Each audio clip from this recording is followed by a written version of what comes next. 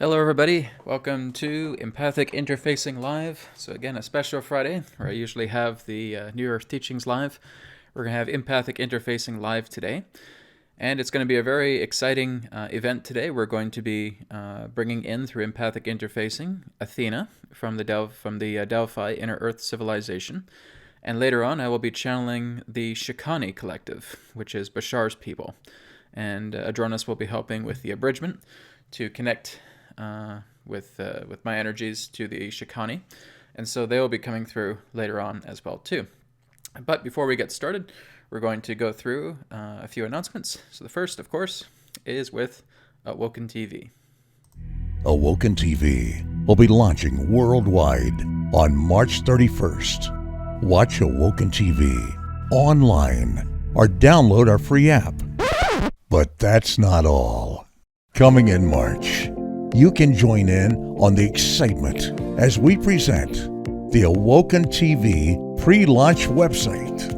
Access a pre-launch collection of our original Awoken TV episodes for free as we count down to our launch on March 31st.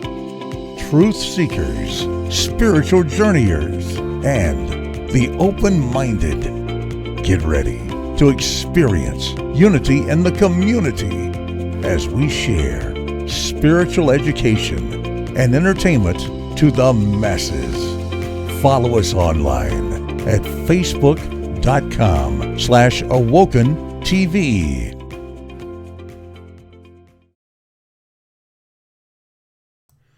Okay, so again, Awoken TV will be launching the pre-launch website on March 8th. So we're going to have a few sample videos for everybody as well too on the pre-launch website. And then from March 8th to March 30th, that'll be concluding the pre-launch website, and we'll be getting into the official website launching on March 31st. So I'm really looking forward to this. This is going to be an amazing platform. It's being built right now. We got quite a few teachers on board as well to get the content rolling. I'm going to be doing a few shows myself on Awoken TV, so I'm really looking forward to this. So, come the month of March, hooray, we're going to have an awesome time with Awoken TV. All right, moving on to the second announcement, which is the Empowered Light Expo.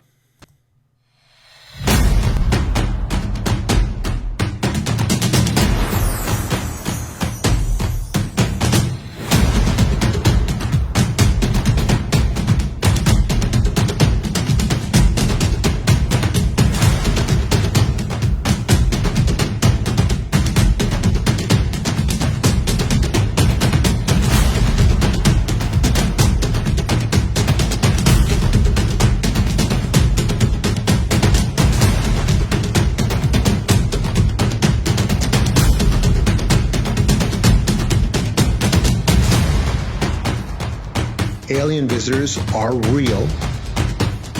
They are really visiting Earth. They are really visiting human beings. And there are good ones and there are bad ones.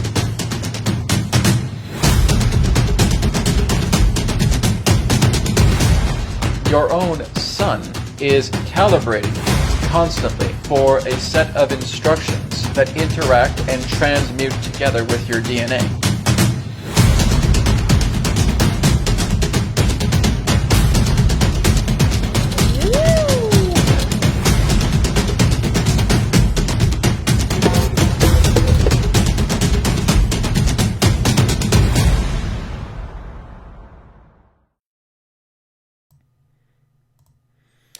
Alright, so that is the Empowered Light Expo. Now, just recently, I put up a video where I was being co-interviewed alongside John D'Souza, and we had a really great chat. So if you guys wanted to check out that video, you'll find that on my YouTube channel here. And go ahead and check that out. You'll be able to become familiar with John D'Souza. He's a wonderful guy, former FBI agent, and he's got a lot of great information to share with lots of people. So again, this is going to be happening at the Empowered Light Expo between April 26th and 28th, just outside Philadelphia, Pennsylvania. So if you're within the area, come and join us. We're also going to have live streams for the presentations that I'll be doing. John D'Souza as well too. So one of the presentations will be with Adronis, talking about the Rainbow Bridge moving into fourth density. And then the second one is with cellular body regeneration. And I'll also be at the Expo with the vendors booth for Awoken TV, as we'll be giving away some discounted monthly subscriptions there. So I'm going to have a lot of fun at the Empowered Light Expo happening in April. All right, moving on. A cosmic tour to South Africa with Michael Tallinger and myself. Anunnaki, Mankind, Giants in Gold with the Autumn Equinox celebration at Adam's Calendar. So we're basically looking at one of the most energetically, spiritually charged sites on the planet, looking at Adam's Calendar. And we're going to have an amazing experience here with a cosmic tour to South Africa. Again, my recommendation is just go to the video description and you can find information about how to hop onto the cosmic tour. This is going to be a really, really incredible experience. I'm really looking forward to it. Again, really enjoy Michael Tellinger's research and him sharing a lot of this information with these sacred sites. And of course, Adronis coming in and sharing more cosmic information as well too. If you want to also just know the website, it's wonderworld.vacations. It's www.wonderworld.vacations, and you can look for the cosmic tour to South Africa with Michael Tallinger and myself, wonderworld.vacations. And final announcement, we have discounts available now on New Earth Teachings. So it would just go and enter the promo code channeling20 and receive 20% off all products and sessions on newearthteachings.com. So when you're on the shopping cart page, just click on enter a promo code. You'll see a little box come up, and in all capital letters, make sure it's in all caps, channeling20. Okay, all capital letters, channeling20, enter that, and you'll get 20% discount off all sessions and products on New Earth Teachings. And this is valid until February 25th, so up until Monday. So go ahead and take advantage of that. All products and sessions on New Earth Teachings are now 20% off with the promo code, capital letters, channeling20. Okay, we are going to go ahead and get started with today's empathic interfacing. So I was having a little bit of a brief dialogue with Athena before coming on the air, and we're really going to be focusing a lot on healing work today with Athena. So doing a lot of personal healing, perhaps a lot of visualization as well too, and just seeing what Athena will have to share relating to the theme today that will relate to healing. And of course, we will have a little bit of Q&A with Athena a little bit later on. But of course, as we always do it with Athena, if this is your first time connecting with her, you can utilize this image here that you see on Empathic Interfacing Live. This is a close rendition to what Athena herself looks like.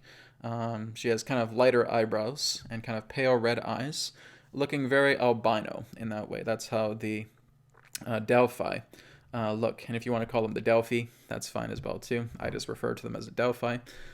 But again, they are kind of a pale complexion, pale red eyes, and white hair. And so you can utilize this particular image to connect with Athena. And we're going to go through that process now as we connect through empathic interfacing together with her.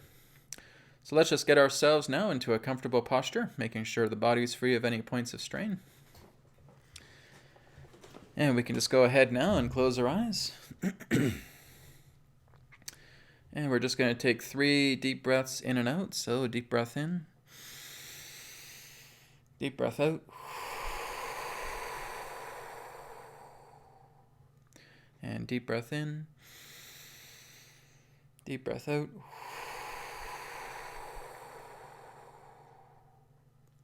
and one more time, deep breath in,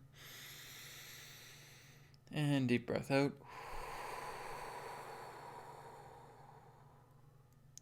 And we're just going to follow now with a single Om chant.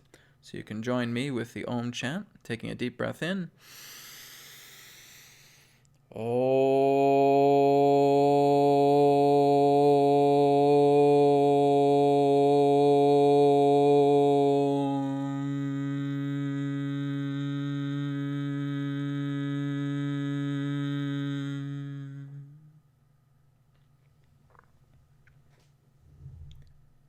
Just letting yourself relax, going deeper and deeper into a tranquil state of consciousness. And And just allow yourself to envision the energy of Athena now, just as you saw in the photo. And just feel a realm of white light. And that Athena herself is standing directly in the center of this white light realm.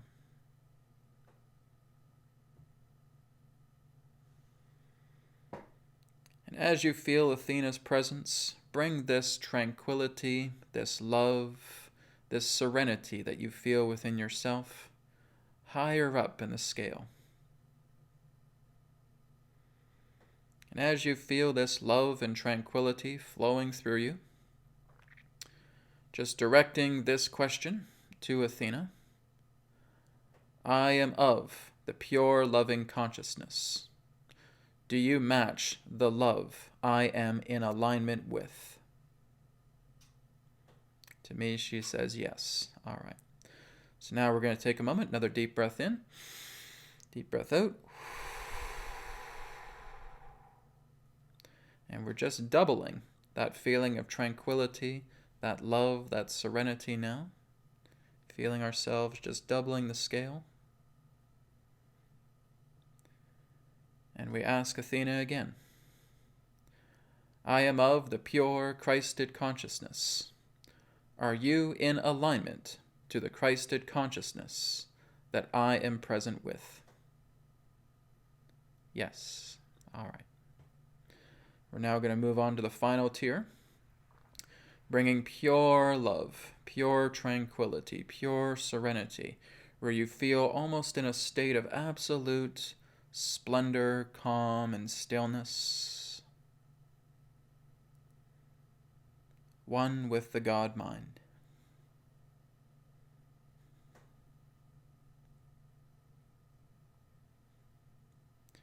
And we ask Athena again. I am one with the God mind. I am one with the purity and love of Source. Are you within this alignment to which I am present with? Yes. And thank you. Let's again take another deep breath in. Deep breath out.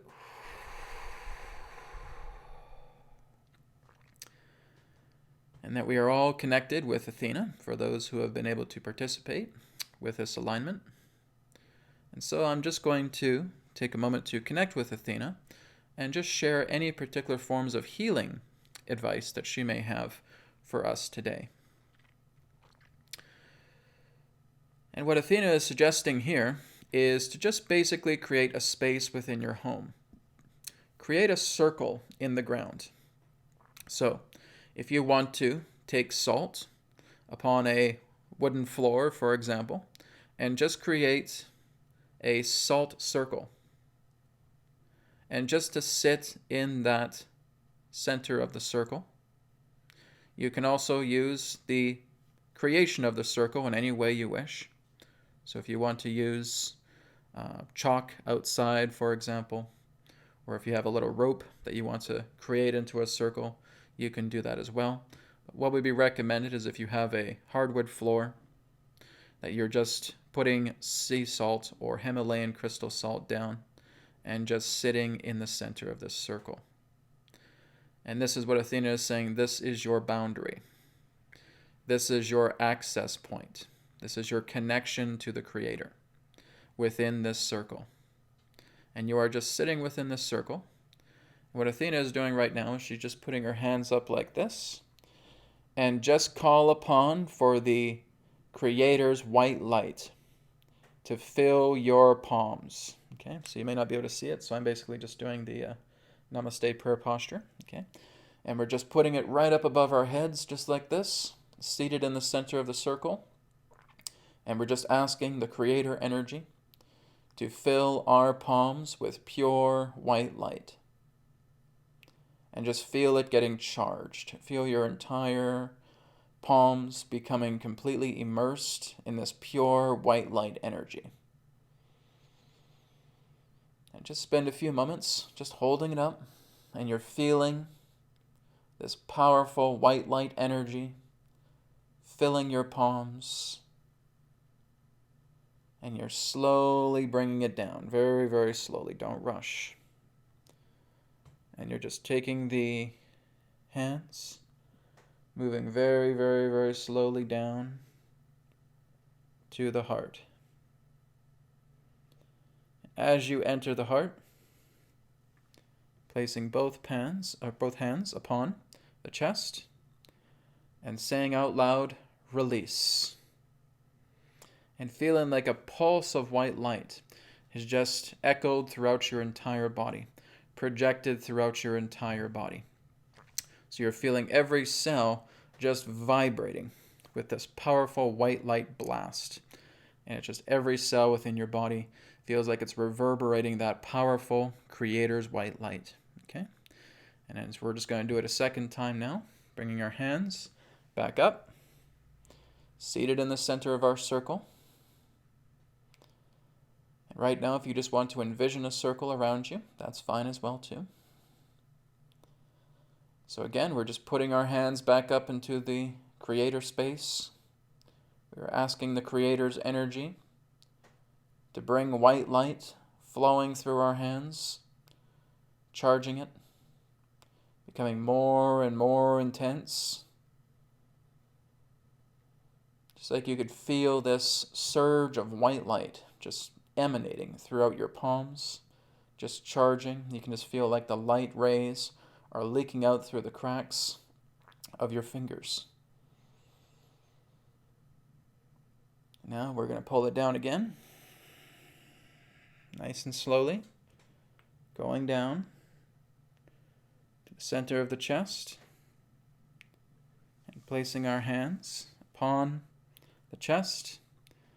Release. Okay, we're going to do a third and final time.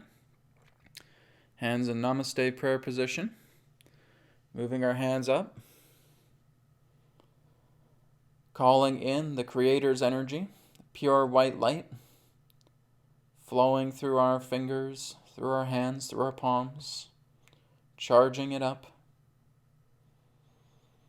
Feeling an immense amount of light entering your palms.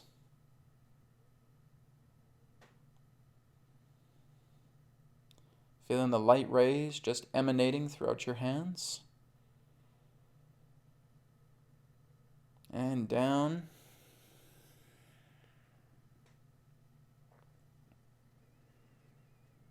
To your chest. Palms to your heart. Release. All right, and just hands to center of the chest again. And just offer a blessing to the Creator. Offer a blessing to those who require compassion. And let this light that you have collected be the compassion that answers the calls of another who requires the greatest compassion. Okay? In light, in harmony. Okay?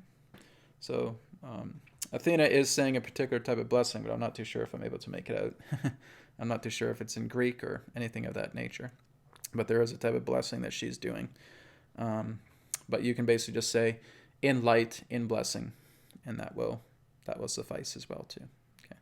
So I'm not able to make out the language that she's sharing here, but maybe someone else who's also connecting with her might be able to know that. So I'm just not able to pick it up. Okay, so I'm getting the feeling from Athena that she wants to help us also work out with the pineal gland. Okay, so I'm basically seeing an image of the pine cone right now. So she's basically saying, we're going to work with the pineal gland. We're going to help to purify the pineal gland a great deal further. Okay. So again, she's kind of just taking both of her fingertips like this and just putting it kind of like in a, see if I can do this properly, almost like in a an angle here. And we're just focusing on the pineal. So we're not directly touching it. We're just kind of on the outskirts of the third eye chakra. And we're just going to start doing this. We're just pulling it, as again, we're not going right to the center. We're just pulling it open just like this. 1, back again, 2, 3, 4, and 5. Okay. Now we're just going to kind of take the, I guess you could probably take the 2 fingers here, just from what she's attempting to show me, like this. And we're just going to move them up 5 times vertically. So 1, 2, 3, 4, 5. Okay. And now we're able to take our index finger, and this one is okay to place right on the center. And we want to imagine like a white beam of light is just coming through our finger, and it's penetrating the center of the pineal gland. Okay, so we're just feeling a white light, a white beam that's right at the center. And now we're just going to take our other index finger. You can also use the middle finger if you want to. And we're just going to put it roughly in the area, the back of the head, where the pineal gland aligns. And we're feeling, again, a pulse of energy, like a beam, that is connecting directly to the pineal gland. And we're just feeling like these 2 beams are just hitting the pineal gland, these white light beams. Okay, and just holding that for a few seconds.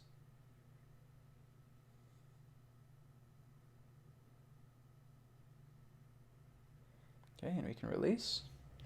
Now we're going to go to the sides of the head. I got a little mark there now. Now we're going to go to the sides of the head, okay? So just right around the area. Now to measure this, you just want to go to the tips of the ears. Okay, so tips of the ears, and just go right to the center at the sides here. And you can use both your index and middle finger here. Okay, just right at the tips of the ears, right there. Okay, the same thing again. We're just running a white light beam going to the pineal gland.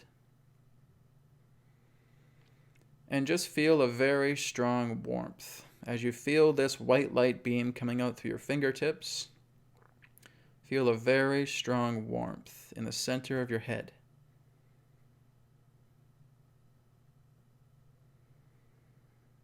Just feel it getting warmer and warmer and warmer as you project these white light beams into the center of the pineal. Just holding this for a few more seconds.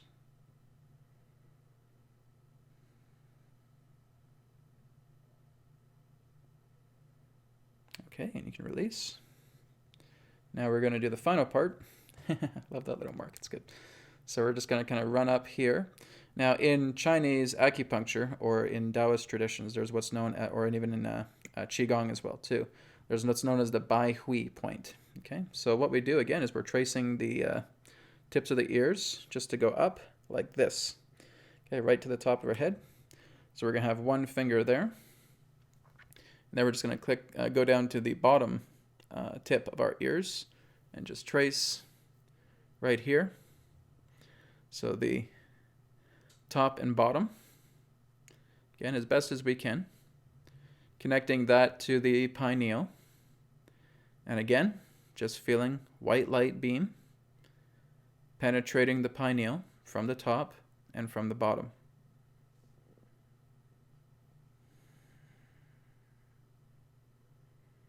Again, feeling that warmth sensation as the white light beam penetrates the pineal gland.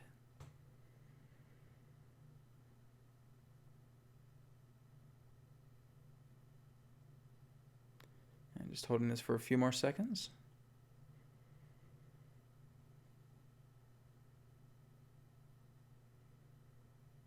And release. Okay. So this is just helping to stimulate your pineal glands. So you're basically doing it in the 6 sides. Okay, so the 6 sides, kind of like this cosmic web that's connecting, and it's like you can see these white laser beams, as it were, just shooting out to the sides, the front and the back, and the top and the bottom of your head. Okay, so that you can almost look at it as like an XYZ axis, or XYZ axis. And so all we're doing is that in meditation, we hold that as long as we can. So this is kind of for the demonstration purposes. From what Athena is saying is just try and hold that for as long as you possibly can. and keep envisioning warm energy, like a warm white ray, going directly into your pineal gland. And this will help to bring about a greater stimulation of the pineal. So as that starts to happen a lot more, you'll notice that your pineal gland will start to become a lot more stimulated when you start doing meditations as well too. So you may start to get telepathic connections, intuitive growth, intuitive expansion. You may also work into greater improvements of healing as well too. Okay, so these are just 2 exercises that Athena wanted to offer here. So there's a 3rd exercise that she's going to offer now, and this takes place within the heart. Okay, so we're going to work on the heart chakra now. So again, this one is quite simple. We're just putting both hands upon the heart. And again, we're going to be doing something very similar to what we were just doing with the pineal. Okay, only this time we're working with the pink ray frequency. Okay, so we're just going to open up the heart, just imagining like a flower that is blossoming, right? Like a rose that's just blossoming itself open. Okay. Okay, and as we feel the heart blossom, we're just going to move our hands now to the center of our chest. I'll see if I have enough space to do this here. So what we're going to do is we're just going to take our right hand and just try to align it parallel to the center of our chest. Okay? And as we align it parallel to the center of the chest, we're going to see a green beam just coming in and meeting our hand, and it's just kind of skimming off our hand and coming right to the center. So what Athena is also doing is she's taking her left hand and she's putting it right here. Okay, it's like it's collecting the beam. Okay, now what she would suggest as well too is stand up with this and put your left foot forward. Okay, so this is kind of like ancient qigong. Now I'm not even sure if I'm gonna be able to demonstrate this properly. Basically, we're just standing up, okay? So you're kind of in a neutral position like this, and you're just stepping your left foot out, okay? Sorry, I wish I had more cameras so you guys could see that. But again, you're just standing up. You put your left foot out. You do not put your right foot out, okay? It's just the left foot only. And again, our right hand is out, and our left hand is here, and it's collecting that green beam, okay? So it's kind of like you're just pointing towards, okay, so this is something else that Athena is saying, face north, okay? So if you are doing this stance, right, and your hands right here, and you're out, make sure you're facing the north. Where I am right now, where my window is, this is the north direction. So, sorry, actually no, it's over here. This is the north direction. So right over here, and but I have to get back on camera so I can show you guys how we do this. But basically, we're facing north. You're right. Your left hand is right here, and it's collecting the pink ray, I should say, not a green ray, a pink ray frequency that's coming out and absorbing directly into your hand. That's guiding it directly into the heart. Okay, so it's almost kind of like looking at an activator switch or circuit. So we're standing up. We're putting our left foot out. We're facing north. And we're feeling this pink ray frequency, not green ray, but pink ray frequency. I was getting mixed up from the heart chakra color. The pink ray frequency directly into the heart, okay? And we're just going to stand like that, okay? So what Athena is recommending is for you to stand like this for about 5 minutes, okay? I don't know if we'll do that right now, but what this is doing, this is collecting pink ray light, pink ray frequency. This is opening the heart chakra. Okay, this is opening it up a lot more. So we're not using green ray frequency. We're actually using pink light to open up the empathic centers, the emotional centers a lot more. Okay? So that is the heart chakra opening stance. I guess I could call it, or you could call it the opening heart chakra circuit in that way from the Delphi. Because it's almost like you can see part of the ancient Greek statues. Now, some of it was hard because a lot of the statues' arms are cut off. But you'll notice that their left foot faces out, right? And that's an activator, right? That's kind of like flicking on the on switch for ourselves. So when you're stepping out with the left foot, that means that you're in an activation mode. You're activating your circuit. Your circuit is now able to receive energy from the earth, from the cosmos, okay? So what this is is this is kind of like focusing like a compass, and we're just putting our hand here, and this is like the receiver, and we're just receiving this pink energy, and it's relaying directly into our hand, directly into our chest, into our heart, and we're receiving this pink light frequency, okay? And this is helping to open up our heart a lot more. This is helping to open up the channel, opening up emotional centers, empathic centers within our heart, okay? So to stand like that for at least 5 minutes, okay? So give that a try and see how that may work for you. I'll definitely be trying that after the broadcast today, so. All right, so this is the three healing exercises that Athena wanted us to work with today. So what we're going to do right now is we're going to go to Q&A, and thank you, Athena, for sharing those. I appreciate that. We're going to go into Q&A now, and if you guys do have any questions for Athena, then we will take a couple of questions. We are going to go into channeling the Shakani here very, very shortly as well, too.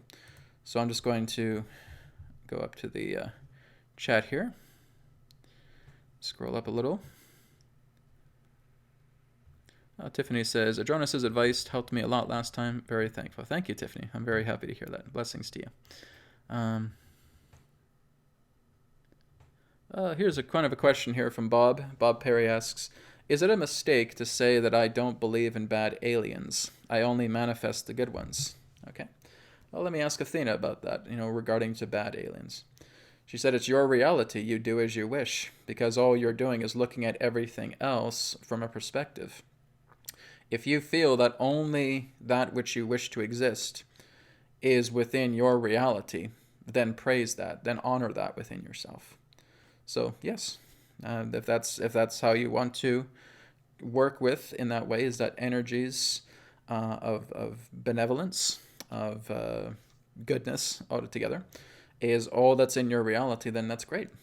You're living your reality through your own strong states of focus, your strong states of intentions, your strengths. And if your strengths is directed to those that serve, continue to do that, right? No, bad aliens do not have to exist in your reality at all, right? Now here's the interesting thing. I've been channeling for over 10 years, and I have never, ever once have had a malicious form of channeling attack that has happened to me, right? When I'm channeling Adronis, or when I'm channeling Rayar, or anybody else that has come through my own field of energy, there has never been one malicious attack that I've ever had. The only time I was facing a malicious attack was when I was going off into dream time, and I was pretty insistent about going to visit the Delphi, right? And then I got that dragon that came in. That was the only time that actually happened. But of course, that didn't come through a channeling state. That just came through my dream time. I was very, very insistent that I was meeting with the Delphi. I really, really wanted it to happen. And of course, that situation happened. But again, all I did was just go into meditation, start bringing a lot of love energy out. I saw this dragon-like face, and I just embraced it with love, right? I just loved it and saying, oh, well, thank you very much for being here, right? And giving it love. Then, of course, I had that crow situation that happened as well.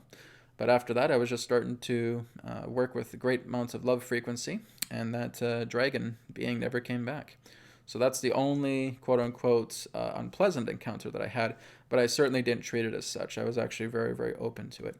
But as far as channeling goes, no, I have never, ever had any particular form of malicious experience. I've never, ever had any particular form of misdirection with channeling as well, too, because some people may say, oh, well, Brad, you may be channeling and you may not know that something's happening to you and all this stuff. And like, well, that's never happened, guys. I'm sorry to tell you. That's never happened. There's never been any form of harsh misdirection that has ever happened with me when I've channeled. Everything that has really come through channeling has really benefited me, even when it's things that I felt that I didn't need to hear. At first, you're kind of perplexed by it, but as you start to work with it a lot more, it really does make sense and it brings clarity. So I have never been misinformed. I've never been misused as it relates to any form of channeling. And I've always connected to what I consider to be loving energies. And that has always been a great benefit to the channeling that I'm doing. So, Bob, I can relate completely with what you're sharing.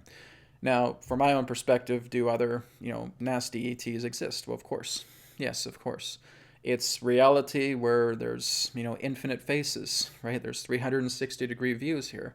And, of course, you'll have some malicious energies. It's like the idea that if you're completely contained in a state of fear, then fear is going to come and get you. That's simply how it is. If you're seeking fear out, fear is going to meet you in some way. But if you decide to work with love, and love is your reality, and it's serving you in that way to work together with harmonious beings, then go ahead and do it, right? Because again, even the harmonious beings may tell you there's some shadows for you here to work with, but they're helping you out in that particular way. And at first it may be perplexing, but nonetheless you're following through with what's being shared. And I consider that a very deep, serious commitment to the inner work that you're doing. So congratulations, Bob. I'd say that's great. If you want to, again, work with the goodness of loving beings that come through, by all means, feel free. It's your reality. You decide what's appropriate for you. Okay? Very good. Gypsy Baron says, "Hi, Brad." I say, "Hi, Gypsy." Thank you very much for being here. Love Athena. Yes, Athena is wonderful. Okay, here's one from Inventor, Down the Rabbit Hole Network. "There's cities down there. I've been saying it since I was 18. Yeah, you're right. There is. There certainly are a lot of cities. Now, the Delphi are a little bit cautious about opening up to certain individuals about showing the Delphi. When I was talking to Nefertitis and wanting to see the Delphi, he was very reluctant to show me anything with the Delphi. Now, Athena's a little bit more welcoming in that way. But when I was trying to connect with Nefertitis, he was just very, very reluctant. So I got a couple little glimpses of the Delphi, and one was just kind of like a dome. I'm trying to find the right words for it. It's kind of almost like looking at like a patio, but it was like a domed structure. It was really, really beautiful. And it almost looked like ancient Greek architecture. It was really, really nice. And that was the first thing I was seeing. It was kind of like looking at all of us gathered around this kind of like beautiful dome structure, but it kind of looked like it was on a patio, like a deck or something like that. But it felt like it was concrete. Then the second vision I had was like looking at the entire landmass of the Delphi. And it looks absolutely identical to as if you were standing in Sweden, right? And you were looking at like all this land that's just stretching out for miles and miles and miles. And that was another glimpse of the Delphi that I got from the inner Earth civilizations. So that's all that I personally witnessed relating to the Delphi. But yes, they certainly do have similar structures to like what we do. The Delphi really are human. They're human beings just like we are. But it's kind of going back into what Nefertitis was saying in the past about them being from the distant future, that therefore comes back into the distant past to start creating this new timeline so that we would avert a lot of different disasters that were to come in the many, I guess you could say, millions of years of history ahead. So that is really what the Delphi represents as it relates to their ancestors. Okay, so they are very much human. They are indigenous to the Earth. So that's the criteria of how they have come back to the Earth. They are working together with other inner Earth civilizations, and they're also working with a lot of ET civilizations right now as well too. So again, we're in some very exciting times. All right, I just got a $5 donation from Karen. Karen, thank you so much.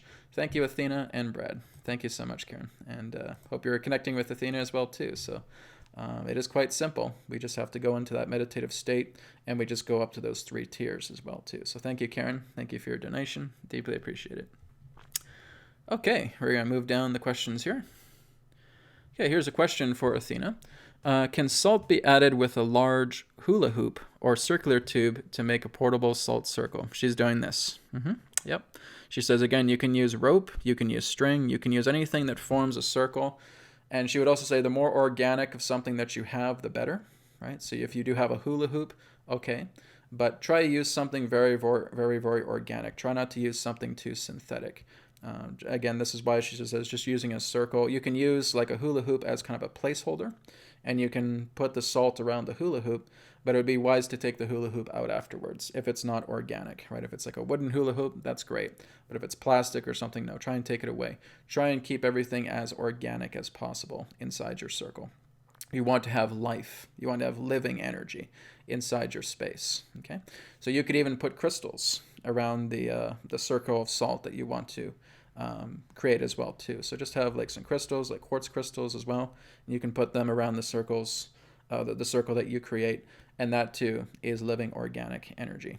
If you feel there's anything else that's natural and organic that you want to put into the circle, please do. Try to get, again, as much living energy, living chi into your circle as possible. Okay, so very, very good. Also got another donation here, £9.99. Thank you, Thomas. Really appreciate it. Blessings. And if you do have a question, you can always share it here in the chat. Thank you for that. Moving down. Okay, here's one here from Tom Madness. Brad, are the Star of David and the pentagram symbols of light? And the pentagram symbols of light. I'm sure if you're asking, are the Star of David and the pentagram symbols of light? I guess you mean in regards to a certain type of orientation. Yes, of course. Now, of course, there will be a lot of controversy about the Merkaba and saying, oh my God, could that be a satanic symbol? Or, the aspect of the pentacle, could that be a satanic symbol? No. I mean, really, when you're looking at all of these symbols, they trace back into ancient cultures thousands and thousands of years ago, and they were all used for the state of harmony, right? Now, they can be very dualistic, right? They can be used for the greatest levels of light, or they could be used for darkness, right? It's all depending. So usually when we're looking at a pentagram, when it's inverted, then we're basically looking that spirit is, at the last end of the pointed archetype of the pentagram, of the pentacle and pentagram. So basically that would represent like a death to spirit in that way, or it just represents the inversion, that the elements, the physical realm, gets more priority over spirit, right? So if we're looking at an inverted pentagram, then yes, you can certainly see that in certain forms of inverted qualities.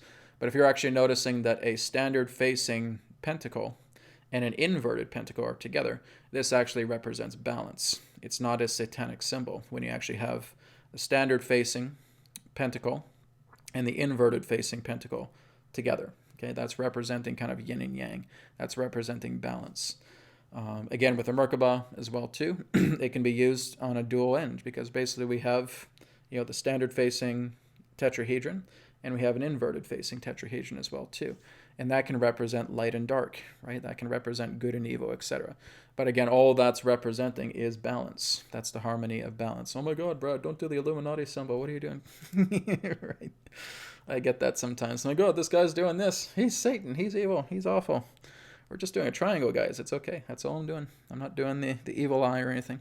But again, we get very, very polarized by that. If we start seeing someone doing this, right? We start seeing someone doing this. My God, he's doing the reverse sixes, right? He's doing the reverse sixes, and he's doing the Illuminati, all-seeing eye. Brad must be a 33rd degree Freemason. What the hell? Well, I can assure you guys I'm not a 33rd degree Freemason, but that's not for me to try to convince you otherwise, right? So when I do this, when this happens a lot too, just to go in a bit of a segue, when this happens, this is again is a mudra, right? This is a mudra. This is relating to focus.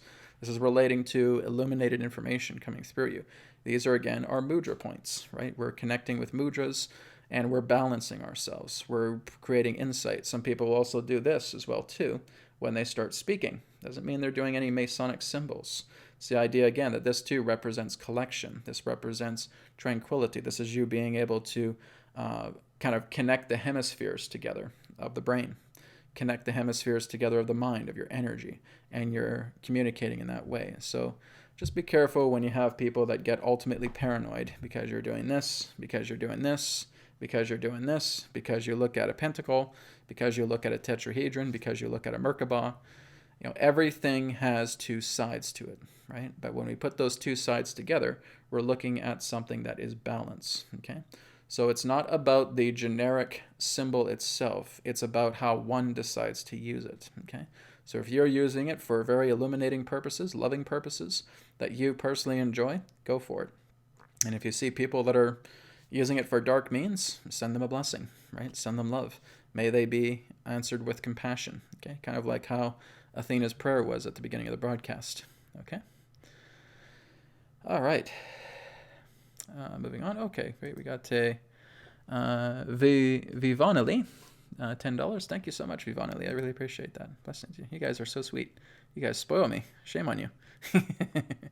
I'm just kidding. Thank you so much for it. I really appreciate it, guys. Okay. We're going to take probably about one or two more questions, and then we're going to go to the Shakani. Let me just go down here and see what there else is. Don Qui Exi, not sure if I'm pronouncing that right. Just like the swastika, it's actually originally comes from benevolent means. You got it. Absolutely. The swastika itself was not invented by the Nazis, right? What the Nazis were basically doing is they were inverting it and trying to basically put that in regards to their own alignment vibration. But no, if you look back thousands and thousands of years, you see all different types of cultures that have the swastika-like form. And this all represents peace. This all represents balance. This represents harmony, right? And so the Nazis basically just inverted it, and again, for their own base means, right? So again, we have to be very, very careful in saying that if a person starts doing this and they have this symbol, then they must inherently be evil. It's not about the symbol. It's not about the props of reality. It's about the energy, the focus, the intent, the thought, the feelings that you put towards that as an anchor that therefore determines its alignment. It's the person that brings about the alignment. It's not the symbol itself. The symbols are neutral props. So we want to remember that. It's not about the idea of, oh my God, this person all of a sudden has a Merkaba and they must be evil, or they must have a pentagram and they must be evil. You know, it's not about that. Those are props. Those are anchor points. Those are antennas that, you know, amplify your intentions throughout creation. The one who uses it, the intention you put forward, is what truly matters. Okay. We're going to take one more question here from Anna. Athena, what can you tell me about the relationship between your people and the Oracle of Delphi? Were you communicating the prophecies to her? If so, how? She says, well, we ourselves were not personally communicating with that. But the Oracle of the Delphi was a medium that has decided to work with the Delphi. It came at a certain point, at a crucial point within our history, and she was meditating within the area of the Delphi, and we were able to establish contact with her. She was communicating through a collective consciousness. She was not communicating through a single entity. And when she came, she would enter these deep states. Now, there was also connections of, you could say, natural gas that were actually very present within the Delphi during that time, that would actually assist in producing her into this disoriented state where she would actually become much more inclined and energetically entranced to this energy. So you could say it was almost like a high that she was getting on when she would come to the Delphi, to where these were gases that were coming in at the time. And she was actually able to use that gas to go deeper into states of trance and actually being able to communicate in that way. So you could say that she was being kind of inebriated at the time, this particular oracle that came in. But her information was quite accurate because she was working together with the Delphi to communicate. But again, it was through a collective consciousness. It was not through the idea of a single entity in that way. It was a collective consciousness of the Delphi that was speaking to her at that particular time. So yes, she certainly was speaking to the Delphi civilization, but she was also helping to have her energies grounded as well too, because there were some feelings of like gases or something like that were taking place in the Delphi, like natural gas, and it was actually stimulating her to go into these deeper states. There may have been some toxicity that was coming together as well, but nonetheless, it was getting her into these inebriated states of being, these deeper states of consciousness where she was able to access the Delphi in that way. And that was basically necessary at the point to get her in the appropriate state to where the Delphi could communicate with her. Okay, so that's basically what I'm getting from Athena about that. Very interesting. Now, I don't have any natural gases that are putting me to connect to Adronos or anything like that, but nonetheless, there's been a lot of reports about when the oracle came there, that there was like feeling that she was like very, very inebriated, right? Feeling that she was very much kind of like high, right? And that she was in this appropriate state to actually communicate with the Delphi. So quite interesting. Okay. And from Lydia, thank you so much, Lydia. Thank you for the $10 donation. I really appreciate that. So again, guys, if you offer donations and if you have a question as well too, you're in high priority, so you can always ask questions with a donation as well. So thank you, Lydia, and thank you everybody else as well. Okay. Oh, Lydia says, thank you for the Akashic reading. You're very welcome. I appreciate it. I love doing them. Okay. So, guys, I want to say thank you to Athena. Athena, thank you so much for being with us today. With love, with light, with harmony, blessings to you. Okay. And so you guys can, of course, communicate with Athena, just as we have been doing today, anytime you wish. I've had people that have come up to me and who have communicated with Athena directly. They've had empathic interfacing with her. I also have a friend of mine who's also doing light language as well too with Athena. Athena also does light language, although I do feel from what even my girlfriend was tuning into what my friend was sharing with me on a video. She said it's kind of a cross between Athena and Kuan Yin, right? And Athena does feel like a lot of that connection to Kuan Yin's energy as well. So that may also be something that you can connect with together in pairs with Athena's energy and with Kuan Yin as well too. So very true. So again, feel free to continue to work with Athena for as often as you wish. She's available to you guys. Okay, so before we get into the next channeling, or I should say before we get into the channeling, we move beyond empathic interfacing now. Again, just a reminder for the offer. Again, on newearthteachings.com, all products and sessions are 20% off. So just enter the promo code channeling20, all in capital letters. That's channeling20 in the enter a promo code box there. And you'll get 20% off all products and sessions on newearthteachings.com. And this offer is valid until Monday, February 25th. So you can go on newearthteachings.com and you can apply that offer. Okay, so the next step is we're going to bring in the Shakani. Okay, now some people have been asking me, oh Brad, why aren't you calling them the Sasani or the Esasani in that way?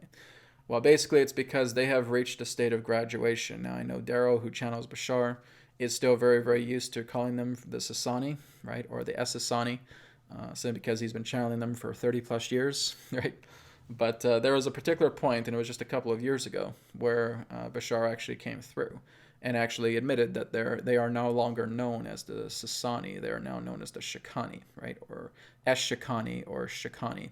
So from that particular time, even when I've had, kind of light experiences with them, I've always referred to them as the Shakani, okay?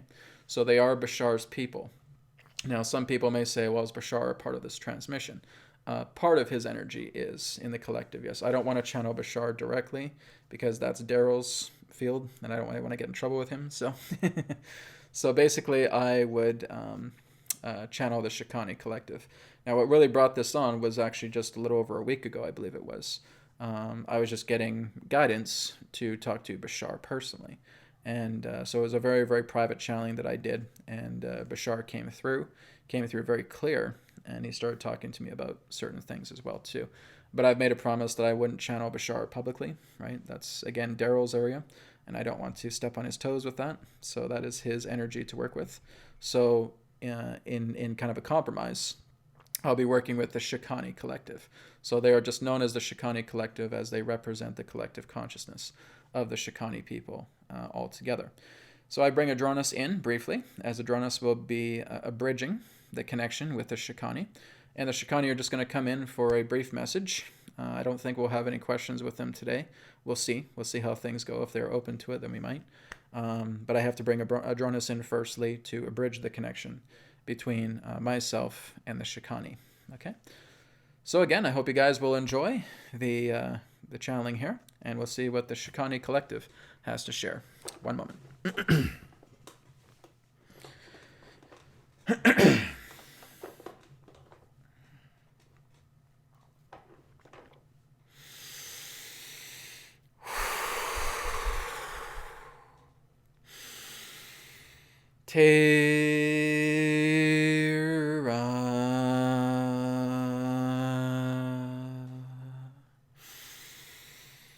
Soul Star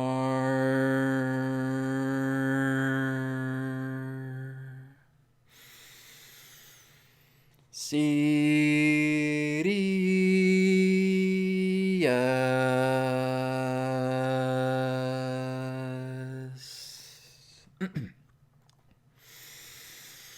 Adronis.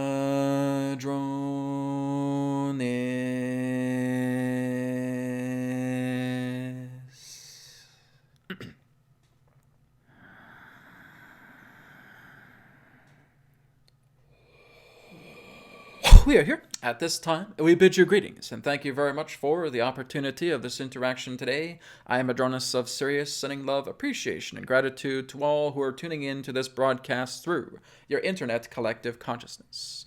We have been asked to come through to share an abridgment connection between the Conduit Brad, and the Shakani collective. And this particular buffering will be brought forward through a particular Shakani craft that is above the orbit of your planet right now that will facilitate the abridgment of this connection as we introduce the Shakani collective to the energies of this conduit. One moment, please, as we establish the connection.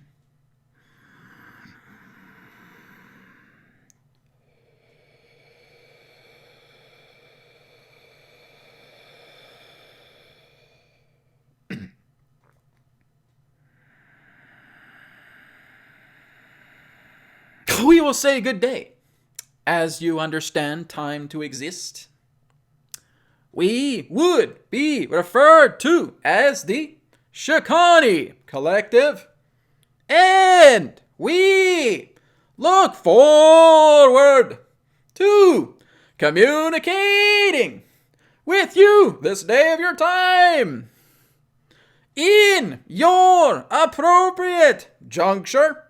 You will see that our energies are compatible with your frequencies of joy, of love, of harmony. We will share with you great times of rejoicing for everything that is transpiring through your planet at this time is inviting new consciousness vividly experienced through your beingness. And we will share more interactions with you at this time. For what you experience on your world is crystallization. And in crystallization, you will notice that our transmissions shall become clear, shall become adored by many of you that equal to our frequency of joy and love.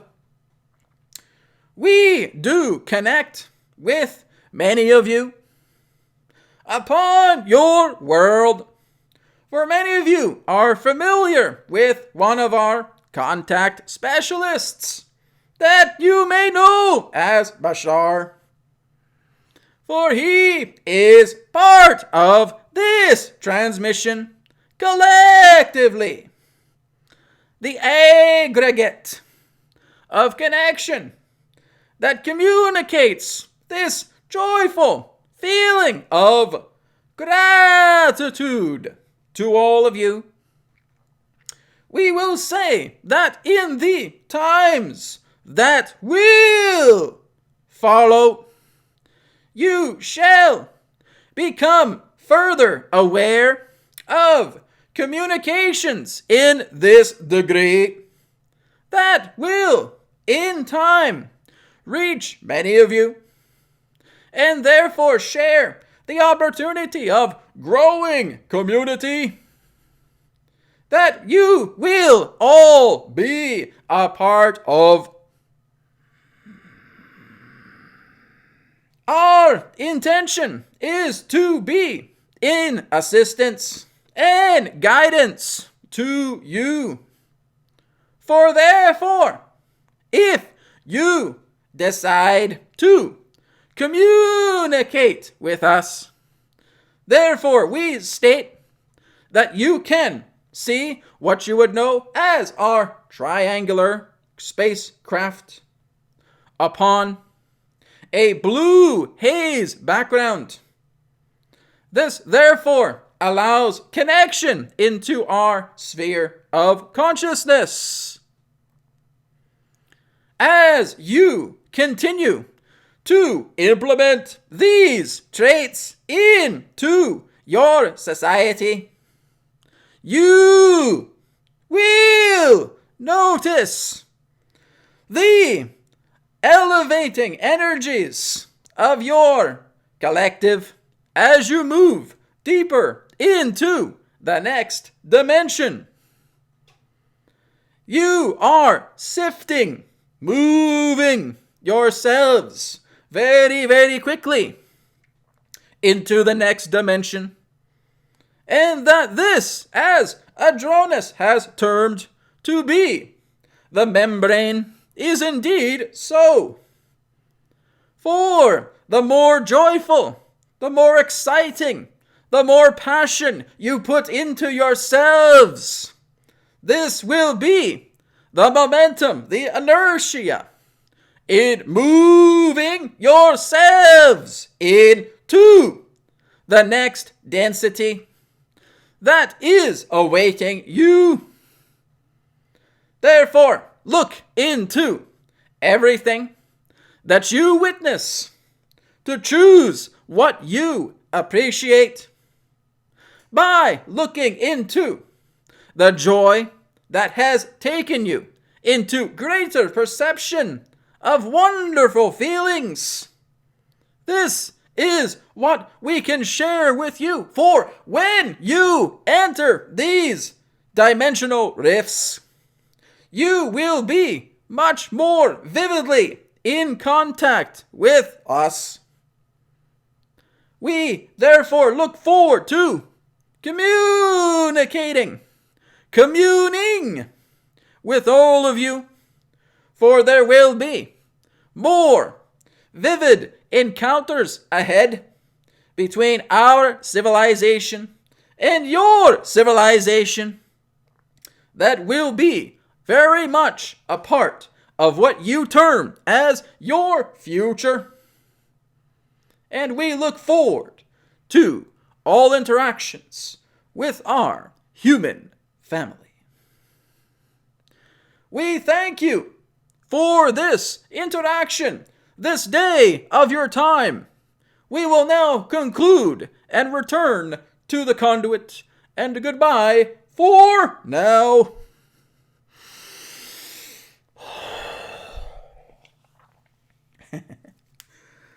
So that is the Shakani Collective, everybody. So thank you so much. That was very... it's like just being in the heart of like energetic love orgasm. It feels great. So that was the Shakani. So thank you so much, everybody, for tuning into that. I think we're just going to have about a few minutes left for any questions. So the Shakani won't be available at this time for doing any questions. But if there's any general questions for the last few minutes, if you guys just have for me or for Adronis, you can just let me know. And we'll see what goes down the list here. So let me just kind of scroll back up to where I was before. It was really, really powerful, that transmission. All right, Robert, thank you so much for the $10 contribution. I appreciate that. Blessings to you. Okay. So, yeah, like I said, Bashar is part of their collective. It wasn't just him that was speaking. It was all part. It was like looking at almost like thousands of voices becoming one. It was amazing. It does sound very similar to how Daryl channeled Bashar like in the earlier days, where he's going like through really deep exaggerations. It felt a lot like that, even when I was talking to Bashar in my private conversation. It was very much in that kind of frequency as well, too. So, whew, that takes a lot out of you, but in a good way.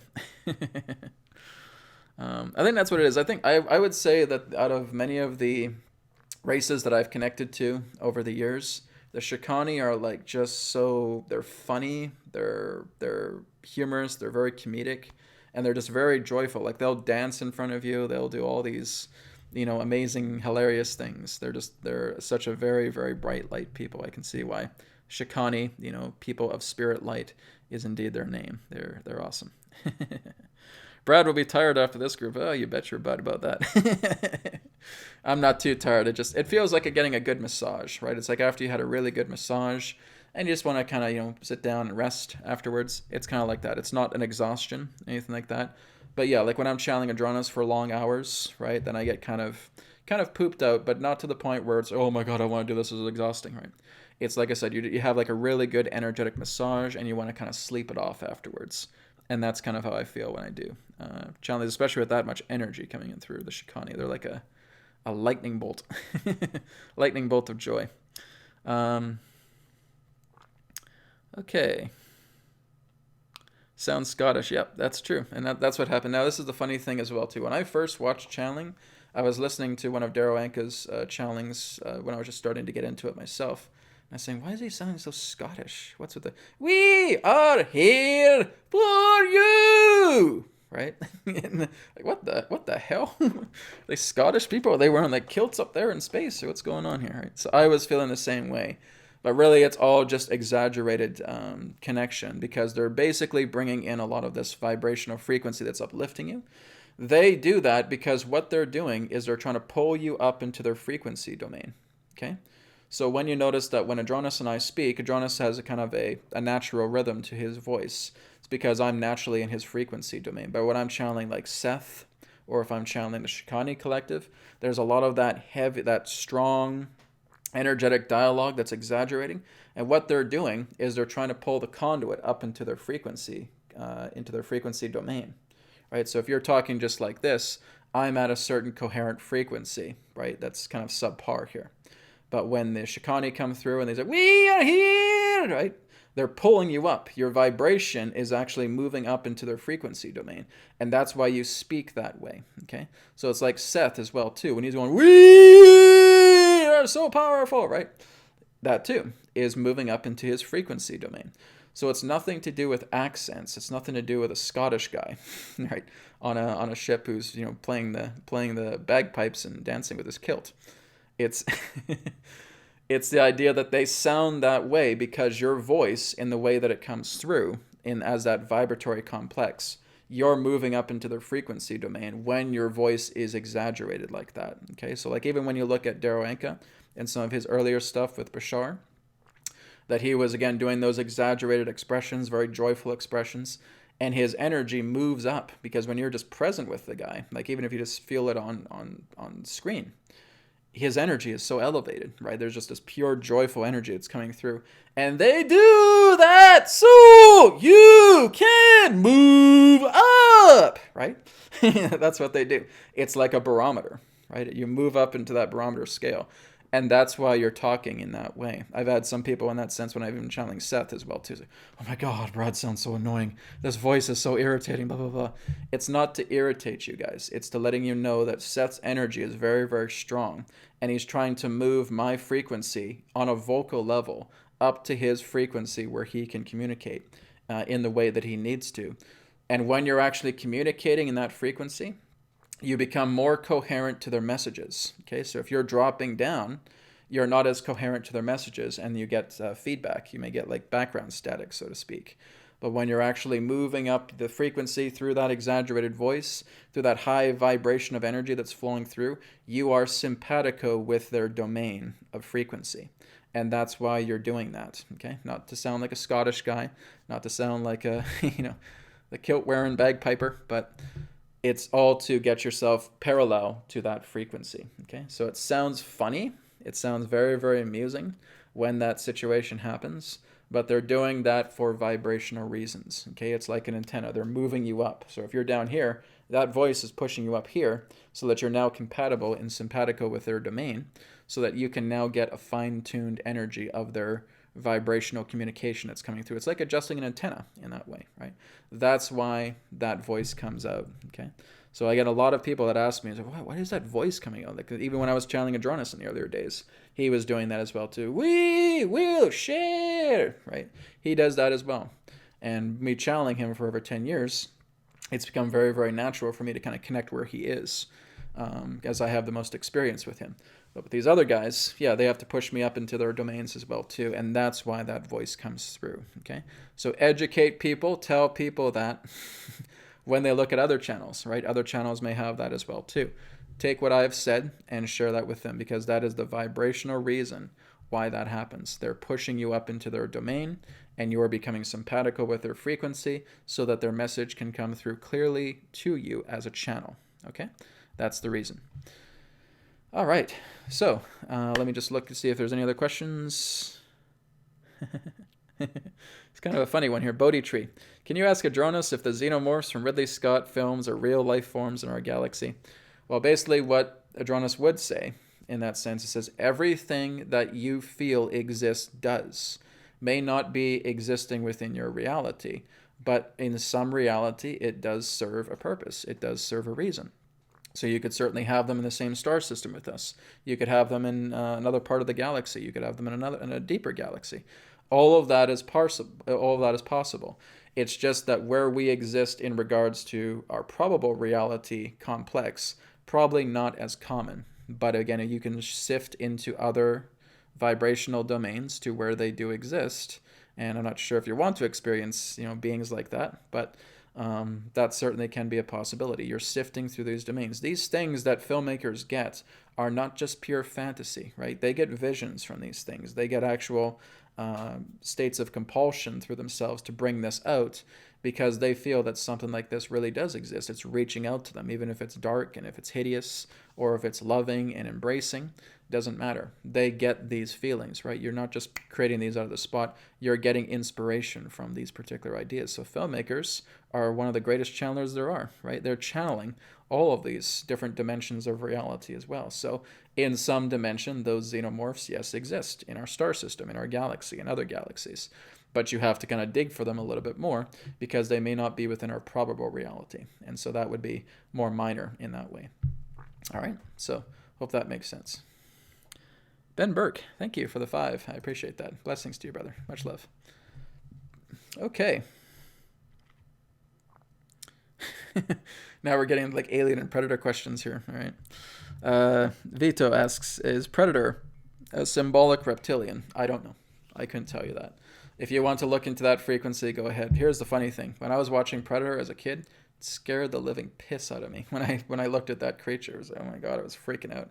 I didn't even want to look at it. So I haven't always had the best vibrational frequency with the predator beings. So again, if you want to, it's the same question as the xenomorphs, right? If you want to look into that, then go ahead, right? If you want to look into those probable realities of those beings existing, I have heard from other people that there are beings within our galaxy, in our probable reality, that do look very, very similar to the predator. Yes. Not so much for the xenomorphs, but again, that's just probable reality, right? If you go and you kind of stretch yourself out a lot more, yes, you can certainly connect with them. But again, I don't know why you'd want to. But if that floats your boat, then all the best to you, man. Okay, guys. So I'm just going to take Bren's question here since he donated, and we're going to wrap up with this final question. Ben asks, hi, Adronis. What can be shared as it relates to the revaluation and formation of certain currencies, specifically ZIM, as well as the distributions of the wealth created from these transactions? Okay, I'm not too familiar with the ZIM, so that may not translate, but he can do certain understanding in regards to this question. Okay, it is another currency question, so we'll look into that. Okay, so again, just to repeat, what can be shared as it relates to the revaluation and formation of certain currencies, as well as the distributions of the wealth created from these transactions. Okay, one moment.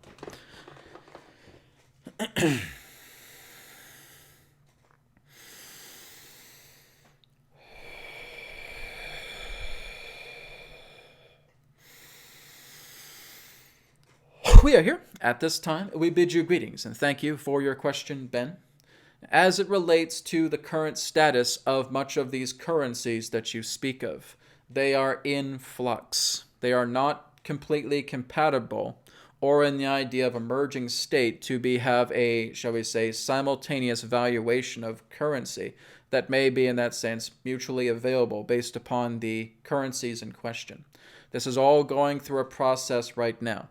Now, basically, what we have stated as it relates to currencies in general is that as you move into your early 2020s, you will notice that there will be a greater possibility of these cryptocurrencies, we will say, to having a greater peak of interest that may represent a higher degree to your own mainstream. But again, that is a little bit down the road here, not too far away. But again, in regards to revaluation and merging relating to the aspect of currencies, this is not fully done. This is, again, still in a state of flux. It is still in a state of translation. It is still in a form of being able to speak the same language so that these particular currency systems can come together as it relates to what you term as a reserve currency or an amalgamated currency together to, shall we say, esteem mutual value. But again, it is not particularly at that point just yet. All right? That's what we can share as it relates to this question. We thank you very much for the opportunity of this interaction. I am Adronis of Sirius, and we now return to the conduit. We will speak to you again, as now is forever, all is one, and love is essence. Goodbye for now. Okay. Well, thank you, Ben, for your question. Thank you, everybody, for joining up with the event today for Empathic Interfacing. I really loved a lot of the questions, and again, your interaction with Athena, and of course, the Shakani Collective and Adronis. So I look forward to speaking to you all again next week. Thank you so much for being here, and have a wonderful weekend wherever you are in the world. Take care, and I'll speak to you again in another perspective of the now. Take care.